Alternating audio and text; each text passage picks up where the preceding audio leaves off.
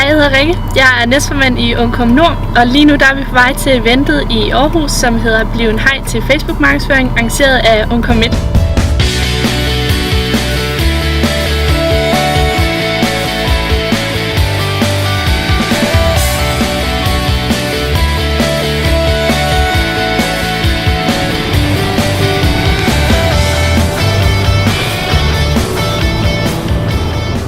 Hvad forventer I af det her arrangement i Aarhus? Jeg håber lidt på, at der kommer nogle sådan helt konkrete fifs til, hvordan man sådan kan markedsføre sig på Facebook. Jeg glæder mig også til at lære noget mere om sociale medier. Altså det er jo noget, man bruger hver dag, stort set. Men alligevel, så ved jeg ikke så meget om, hvordan det rent fungerer med opslag og markedsføring og sådan nogle ting. Jeg kunne godt tænke mig et studierelevant job. Og jeg tænker, at det kunne være fint at have lidt et indspark fra en anden vinkel end den i forhold til forelæsning. Hvad synes I om initiativet Ungkom Nord tager til Aarhus til det her arrangement? Jeg synes, det var et rigtig fint arrangement, og det var et spændende oplæg. Så det var sådan set lidt lige meget for mig, hvor det foregik hen. Og så var det egentlig bare hyggeligt, at der var nogle følelser med. Ja, jeg har det nok helt på samme måde.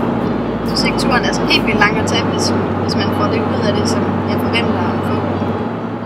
Men det er jo selvfølgelig dejligt at have nogle følelser med.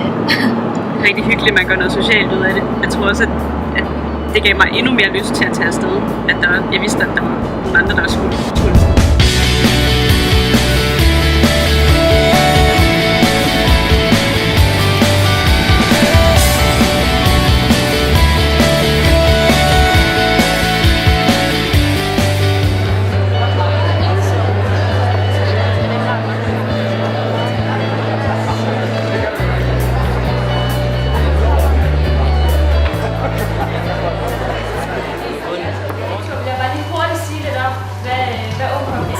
Brancheforening for kommunikationsstuderende på tværs af forskellige retninger, og vi er en ungdomsafdeling under Dansk Kommunikationsforening. Vi arbejder på i 4 forskellige regioner og skabe en masse faglige workshops og hjemmemøder til alle os, som elsker at nørde inden for kommunikation.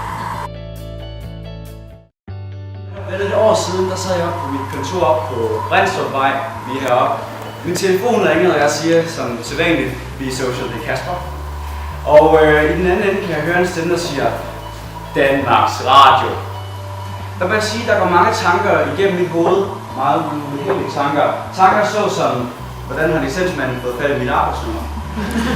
Og heldigvis viser sig ikke at være licensmanden, men derimod at være P4, som jeg har været ind til et interview. Der er nemlig nogen, der har dummet sig på Facebook. Yes!